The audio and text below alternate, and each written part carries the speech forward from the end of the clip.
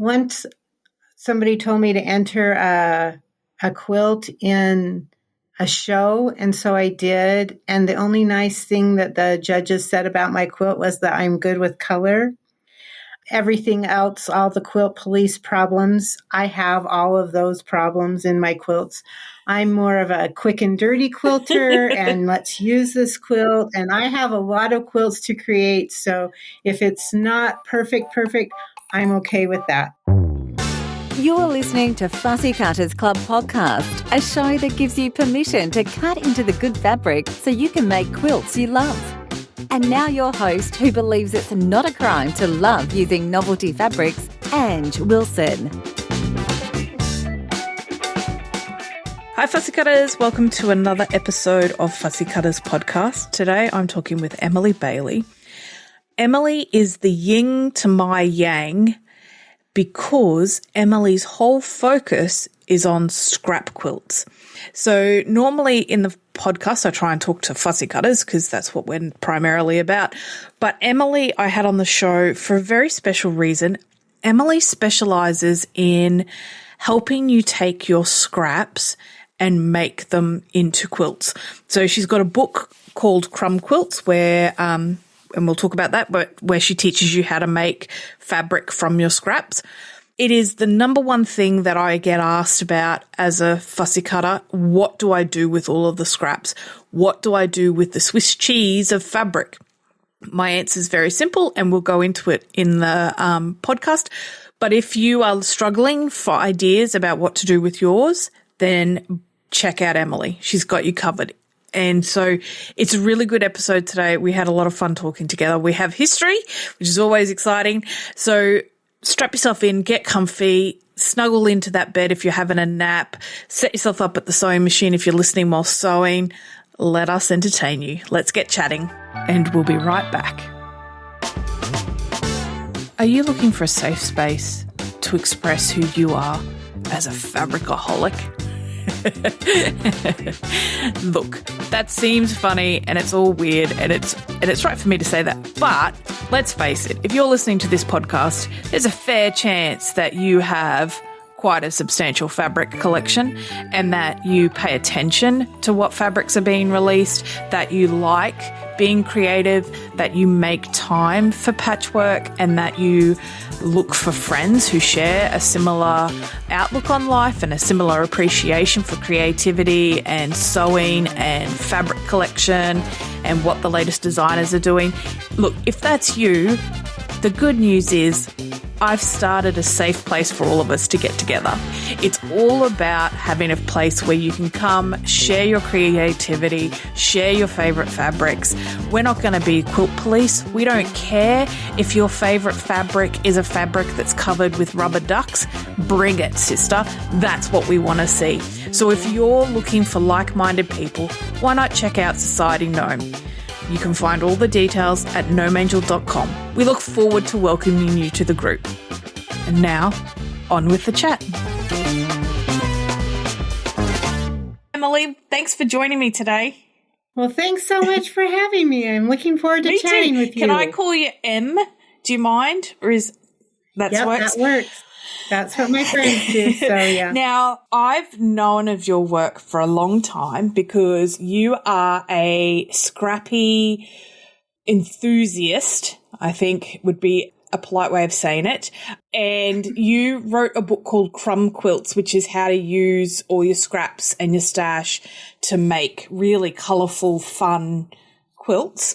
And so for those that don't know you, could you tell us a little bit about who you are, what you do, how you got into it, you know.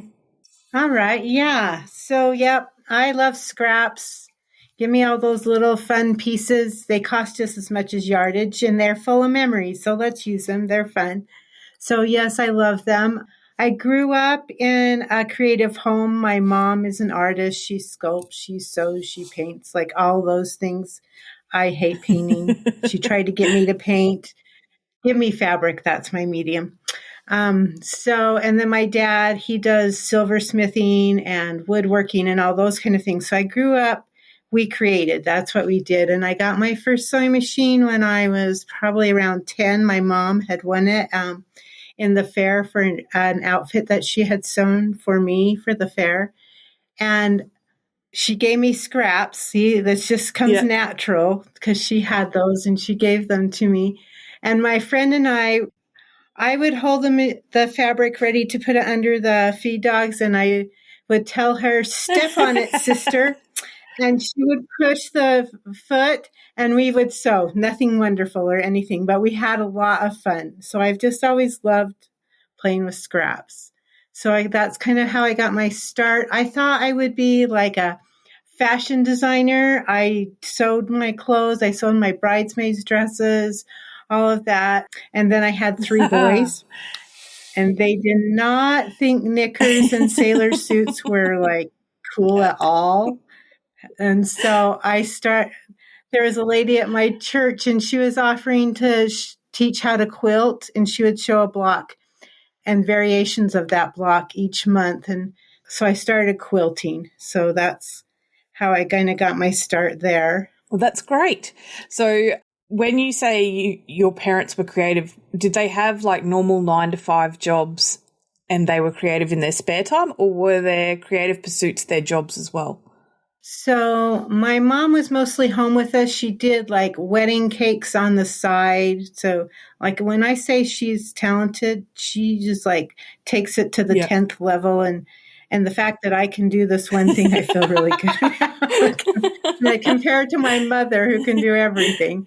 And then my dad, he just did it on the side. He did have his own business. He was a land surveyor, but he did the creative stuff on the side. I'm curious because my parents ran their own business as well, and my dad always says that he's not creative, and I think he is, because he used to come up with – they sold fishing lures, and he used to come up with the designs and paint them and come up with the paint stuff, and he always goes, "Oh, I'm not creative." And I think, "Oh yeah, you are." And then to come from a home where they had their own business, I think I wasn't afraid of being in business. It was that thing of, oh, that's just what people grow up to do. So it's always interesting to see how people's backgrounds influence where they are now, whereas I didn't sew at all until 10 years ago or 12 years ago now. And so to think that I would be in a position where that's what I would be doing, I'd be like, no. But I digress. The podcast is Fussy Cutters, obviously, and you are more of a scrappy, use what's on hand kind of sewer. So it doesn't lend itself necessarily to fussy cutting. But the thing that I love about your work is that even though it's not fussy cutting, you use pattern with intent. So for example, you'll use directional stripes in buildings and trees and things like that. And then you use a lot of the K facet prints to provide a texture to your pictorial elements like the birds and the people and all of those sorts of things, which I have the great pleasure of looking at your latest membership quilt behind you, which has all of these elements in it. Do you use those fabrics intentionally, or do you think it's just you? Like, is it a conscious thing for you, or is it an innate thing for you? It's probably more innate than it is conscious. Like once somebody told me to enter a quilt in a show, and so I did. And the only nice thing that the judges said about my quilt was that I'm good with color. Everything else, all the quilt police problems, I have all of those problems in my quilts. I'm more of a quick and dirty quilter, and let's use this quilt. And I have a lot of quilts to create. So if it's not perfect, I'm okay with that. But I have tried to be more conscious as I teach others, just to help them see, because really, I don't really think about it. I just kind of, and that may come from my artist parents, but I just throw it together. Yep. Which I think is that's the great thing about our craft, is that there is scope from, as you said, the quick and dirty, which I would put myself in that category. Like, I'm really impatient.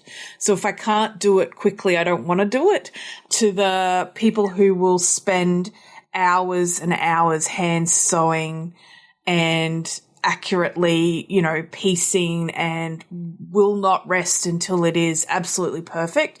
And I like to think I can appreciate all layers of that spectrum. And that's the thing that I love about it is there's enough quilting to go around for everybody, and you will find the people that gravitate towards the way you do it, and then find the people that gravitate towards the way others do it. And then some people really happily move along that spectrum from there's some projects that they're happy to spend decades perfecting, and then there's other projects where they'll knock it out in a weekend and that'll be great. And so it's a really good thing. And I think I really love that you're teaching people in this day and age to, if I can borrow from the culinary world, tail to snout, nose to tail, kind of, you're teaching them to use every piece of fabric that they get their hands on. It's not just the latest and the greatest or what's on trend and what's in fashion. You're really helping them to connect with what brings joy for them and what they can use. Has that been an intentional thing for you, or is that just that's how you are? So I think, I am kind of like, my husband calls me his hippie wife.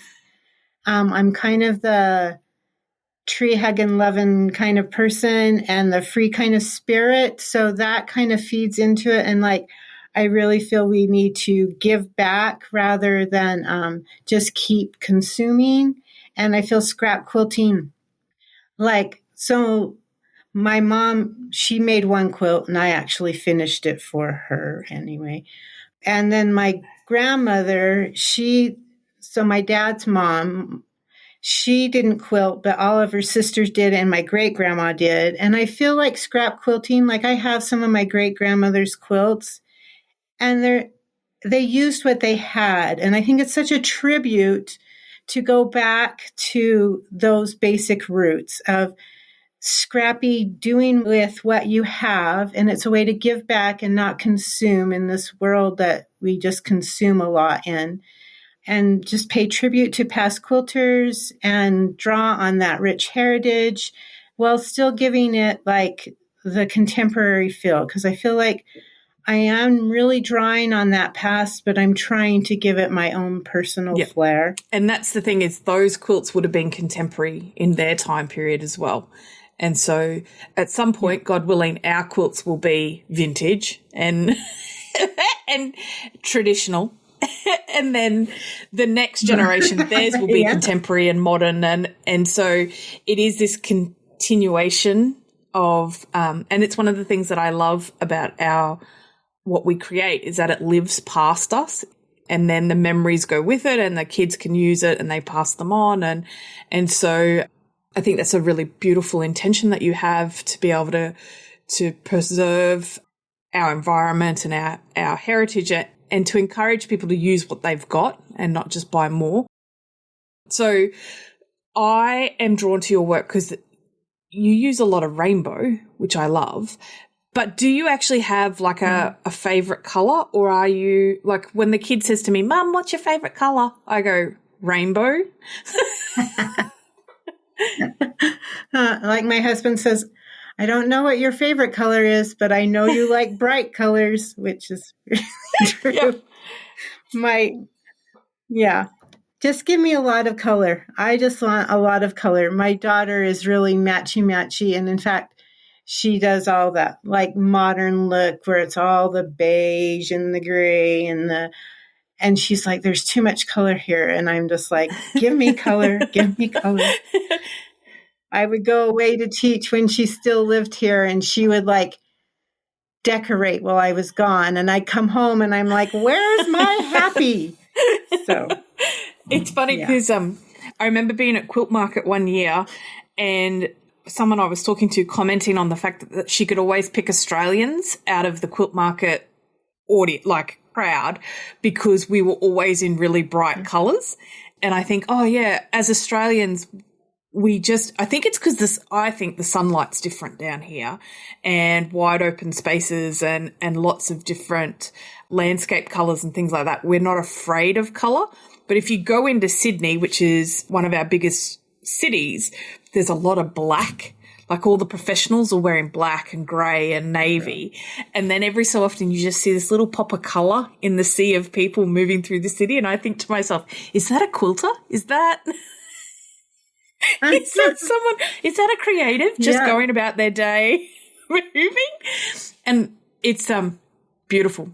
I think one of the greatest compliments I ever was given was when the publisher contacted me to do the book, and they said that I was like Jen Kingwell in Australian Quilters. I was like, oh, that means so much to me because like I'm not there, but I love that work. Yeah, Jen has a special I don't even know. I love that in a crowd of quilts you can pick Jen's quilts out of a lineup because she has this way of mixing pattern that is just sublime and completely unique to her. And I think it's one of those things I aspire to. I said to my husband one day, nothing would make me happier than to be in an exhibition, like a big, like when you go to a quilt festival and there's like 1,000 quilts or something, and to have someone walk through that festival and not looking at the labels and go, oh, that's a GnomeAngel quilt. I know that she made that. And I think that's the thing that, and he's like, oh yeah, I can usually tell it's yours because it'll have Star Wars in it or some rando Japanese fabric or something. Isn't it great we can combine them all? They all just play nice. And it's one of my goals is to help people unlock that they can mix and match. Like I know there's lots of quilters and there's nothing wrong with it who sew a line, like, and they're like, I know, and that's why they exist. They can confidently go, all of these work together. They will play nice as a palette, all of that sort of thing. And then I come along and I go, oh, you want a little bit of this and you want a little bit of that and you would take a bit of that and you mix it all together and you get ta-da. And I think there's something really magical when you see someone unlock. And even if it's just that they go, you know what, that's the whole line and I'm going to use the line, but I'm going to edit the line down and I'm going to use this from the line. Like instead of using 32 prints from the line, I'll use 8 and have those 8 go together. And so there's a confidence that comes with that. And would you say that the way that you grow in confidence is to play and make mistakes, or do you think there's a set formula, you follow the formula? Like, do you have a preference? I would say you learn from just doing. That's the best way. And like when I'm teaching and people, like they want to rip out when it's not perfect. And I just want to say, you'll do better next time. This is a learning experience. If it's really, really bothering you, go ahead and pick it out. If not, just know that over time you get better. Like when I look at my first designs, I'm like, oh my gosh, that is cringeworthy. But that's how you grow. That's how you learn. It's a stumbling block to worry about perfection, and it keeps you from moving forward. Yeah. If you're not making mistakes, you're not learning and growing. So go ahead and make a few. In fact, my first pattern that I ever had published was because I got my math wrong on a design, on a pattern that I was following. And so to fix that mistake, I just tweaked and made everything work. And the quilt shop where I was sewing displays for, I showed it to her and she said, make that into a pattern and we'll sell it. So it's not a mistake. It's just a license for creativity. Yeah. To see how you can make it work. I like to call it a variation. It's not a mistake. It's a variation. And agree. I wholeheartedly encourage people to play and think of it as play, because no one goes out to kids on a playground and goes, you're using the swings wrong. Or that's not how you use a slippery slide. Or that's not how you build a sandcastle. They just let them play, right? Unless they're obviously going to hurt themselves. But they just let them play. They let them explore. They let them have fun. They let them do what they want. And you see in kids there comes this point where someone's told them that's the wrong thing to do. You don't colour. The sky's not purple. It's blue. You colour with blue. And it just has such a big negative impact on how they view possibility. And most of the inventors or the people that have done great things in life aren't constrained by what other people think it should be. They're happy to go out and go, blaze my own trail, and this is the fabrics I'm going to use together, and this is the prints that I'm going to use, and I'm going to use just scraps, or I'm going to see the possibility in scraps and putting them together to make crumb fabric and then use that. And every piece is unique then. And so it's a really that sense of empowerment. And it's so great to see you in a position where it's a mistake, a deviation that led you to where you are now. And it's just, I hope it encourages other people to embrace their mistakes and see that great things can come of them. Is there a quilt pattern that you've done in your collection that is like your baby, like the one that you go back to and you go, that's a pivotal one? Or I do love stars, but probably the log cabin. Like that was the first quilt I ever did make for what my dad called my hopeless chest. And it was a very, very basic log cabin, like 1 3-inch square, and then we went around one time with 3-inch logs. It was very, very basic. A starter cabin. Yeah, and it's insured. But I do like playing with the log cabin and variations of the log cabin, like the pineapple or a quarter. And once again, it just lends itself really well to scraps. And do you so I do a roundup in my newsletter every week where I just go on to Etsy and I put in a couple of patterns for people by other designers to see. Yours always come up in mine. And I think it's because of the combination of I'm drawn to rainbow, essentially. But do you have, in those rainbow quilts, is there a go-to background colour for you, or what colour do you think of as the perfect neutral? Well, if you look at a lot of my quilts, you'll find gray is like a main background that I use. I did have 3 boys. Gray hides dirt really well. Yep. So be that as it may, I do like gray with the scraps. I really think that it brings out the color in them. It's not so stark as white or black, but it really does go well with the colors. So you'll see a lot of that. I do like I won't use just one color as a background. I will do a scrappy background, and I will do that like either with greens or blues, maybe do that with a low volume so that even my backgrounds are scrappy. But that's what lends them to your style and makes them interesting, I think. It's one of those things. I can't do it. Like I've tried. I am very drawn to low volume scrappy backgrounds in quilts, and try as I might, I just can't seem to get the balance of it right. I don't know. It always looks forced to me when I do it. So I tend to stick to a solid as a background for most of my quilts. Is there a trick to it? Am I missing something? Or do you just go with the flow? Well, I do go with the flow, but you do want to make sure that your like low volume, like it has like small print. Maybe they have like similar colors inside of the low volume. So, and not like if you use a low volume that has brighter colors, it has a hard time letting whatever your prints are to shine. So you kind of want those to be, which is part of what low volume is. But does that make sense? Yeah, so you want a non-competing background, but you use like a really, what I would consider a dense low volume. So the prints quite close together and quite like a lot of print on it. Like I'm looking at the your membership quilt behind you and I go, the 2 people are on a background that's quite a condensed repeat of a design, but it still works really well. It doesn't detract from the people. But as you said, there's a really high contrast between the background is literally a white and black print, and then your peeps are bright colour pink, bright colour blue, bright colour red. So there's that contrast between. Do you use do you take a photo with your camera and do the black and white trick to make sure, or is it just you play until it feels right? I have done the black and white trick, and I do tell that to my students.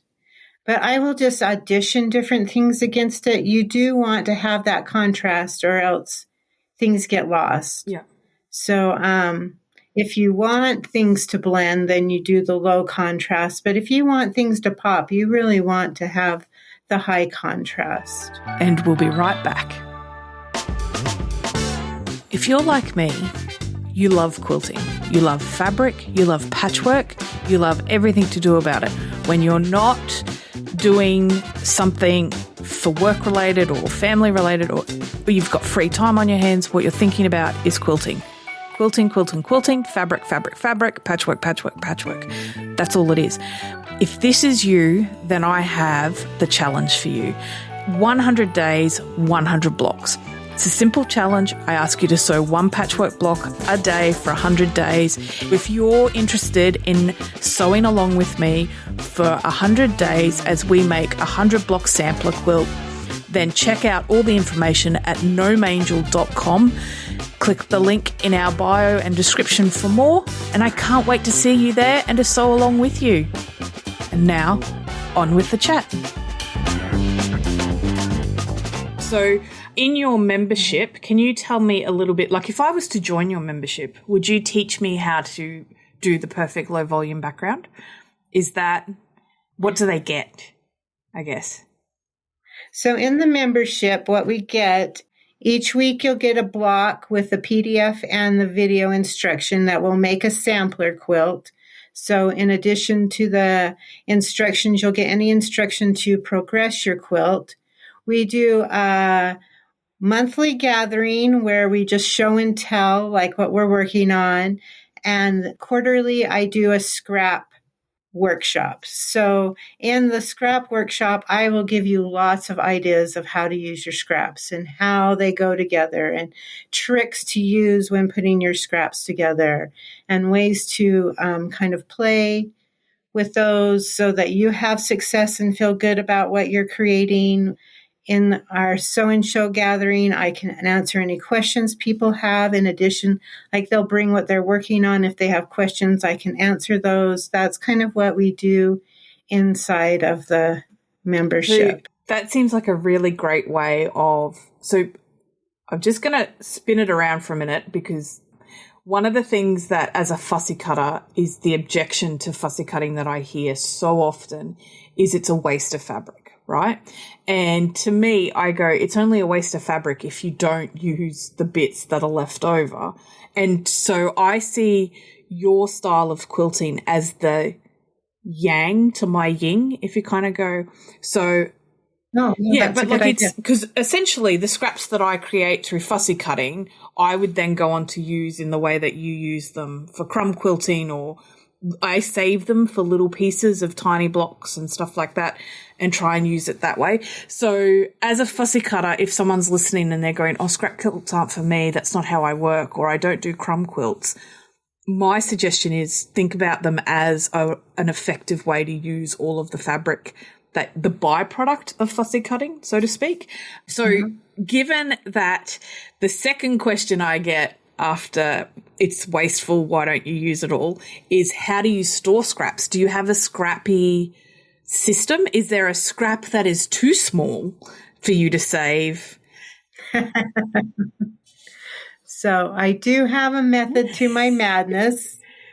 It still is like creative clutter to the 10x, but I do have a method to kind of contain it and make it usable. So I do, like, I have bins that are, I only do shoebox size. If it doesn't fit in the shoebox, that means it's time to create a quilt around whatever is in that shoebox. So anything that's smaller than a fat quarter but larger than a charm square, I do all that by color in those shoebox areas. And then I have strips like 1.5, 2.5, and then random strips, because I find it really fun to mix up the width of my strips in my quilts. It just adds more interest. And you do end up with all different size strips. So I just have those.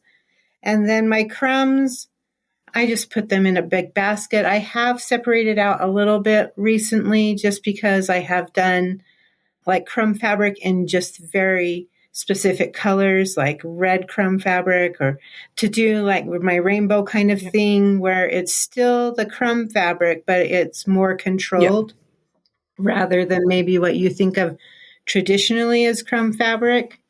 So that's kind of how I contain my scraps and make them useful, or so at least I can find them and use them. And I know when things are getting out of control so that I can like use it so it doesn't overwhelm me, because scrap bins can get overwhelming if you don't find a way to use them. So my rule of thumb is I don't keep anything that's under 1.5 inches square, because I'm like, I can't. Yeah. Occasionally I'll make an exception if something is caught, like if there's something of interest on that piece and I want a 1/4 inch strip of something in somewhere, but generally my rule is anything under 1.5, I either recycle into the garden or it goes to childcare for them to give to the kids to play with and make with their art or something like that. Yeah, like pet beds and those kind of things. Try to be mindful of the waste that comes out of the sewing room as much as possible for those very reasons. Plus, when our kid was little, they got so much joy out of rummaging through scraps. And it's, again, completely selfish. I would just go down there and watch them play while I was picking him up, going, oh, look at them, they're making magic with my scraps. So, but yeah, it's just, it is a little bit of a different mindset, but it's possible. It's not overly arduous to be organised with your scraps. And like I said, for me, the scraps is the other side. Scrap quilting is the other side of the coin for me from the fussy cutting. So, and so it's great to see that you're doing that. If I was new, right, and I was coming in to the world of fabric and quilting, and is there any advice that you would give me on how to set myself up for success in terms of using all the fabric I've got? So I would say, like if you're in a guild or something, like quilters are just generous people. It's a wonderful community to be a part of because they are just kind and generous. There's something about taking pieces, putting them together, and then sharing them. I know the women who have taught me how to quilt, that they shared their scraps with me. So just embrace the community. I mean, I know that there are trolls out there, but there's very few in the quilting community. I will get 1 or 2 comments, like business groups that I belong to, and they talk about it. I'm thinking, I can count on one hand how many times people have said things that weren't not really kind. Mostly people are inclusive and kind and supportive. So I would just embrace that community, know that they just want to share with you, and they will share their scraps with you. They share their ideas with you. It's a great mothering community, and we all need mothering. That is true. We do. And it's the thing that I like about it, because I find it very difficult to take help from other people, because I'm like, I have to stand on my own 2 feet and I can't be a burden to other people and all of those sorts of things. But the thing that I found is on the occasions when I took help from others in my quilt guild or my quilting circle, the joy that they would get from being able to help. And then now and I use inverted commas, experienced quilter, the joy that I get out of helping other people or sharing, or like if someone's looking for a specific fabric and they're like, I just love this fabric so much and it's out of print and I want it to finish this quilt for, I don't know, and I have that fabric and I can send them that fabric, the excitement that I get from being able to go, here you go, have some happiness in the mail. And so it is, and it's advice that is often overlooked, is that make yourself open to the community and being part of the community, and find those like-minded individuals in that community, and you will have a great time in this craft doing that. And I think memberships are a really great way of tapping into those communities and finding like-minded people. Yeah. So I will have the link to your membership in the show notes and how they can find you and Thank stuff like that, and to check out your quilts. Just before we finish up, because I am mindful of the time, is there anything that you want people to know about? Like, is there anything else that you would like them to know about you? Where can they buy your book? Where can they buy your patterns?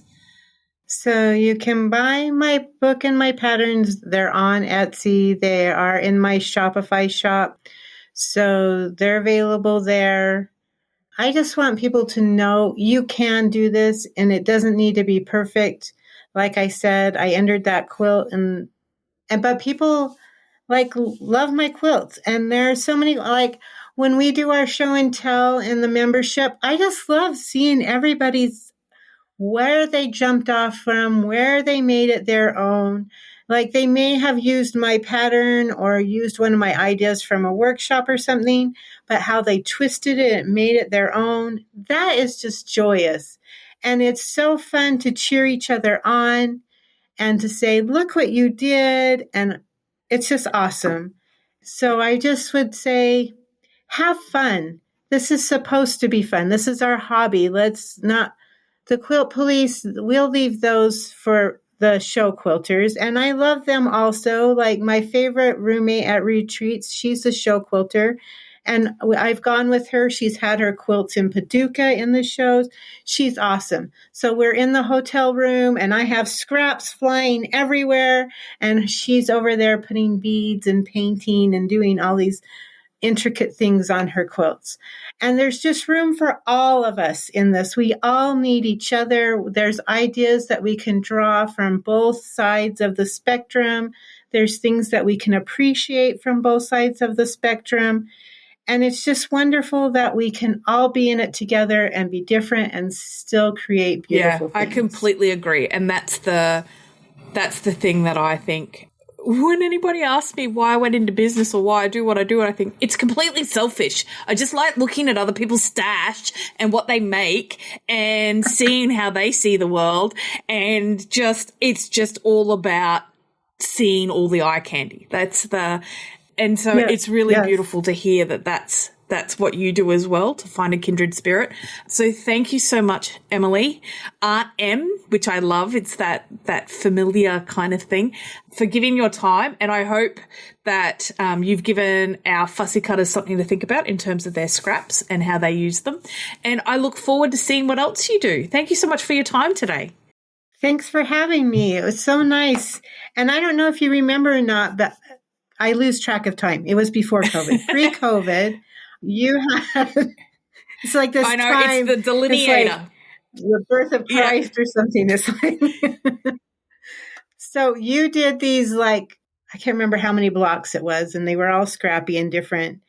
And I did that with you, and it was really fun. It was a fun quilt, and I loved playing with the different, picking out fabrics to put in all your different blocks, and it was just fun. So, So you have influenced me and helped me, and I'm glad that you like some of my crazy mess. So isn't it great that we can just all help each other? It is really special, and it's the thing that I think some people lose track of, is that loving someone else's work doesn't diminish from the work that you do or the worth of your work.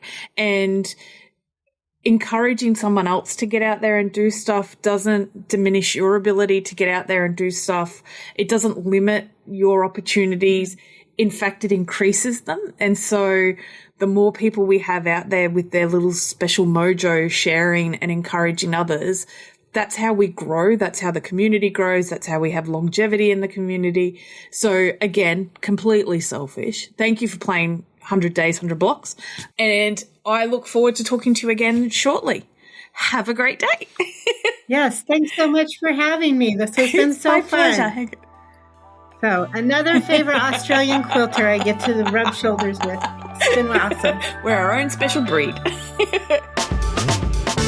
Thanks for listening to the Fussy Cutters podcast. Enjoyed listening? Why not subscribe so you'll never miss an episode?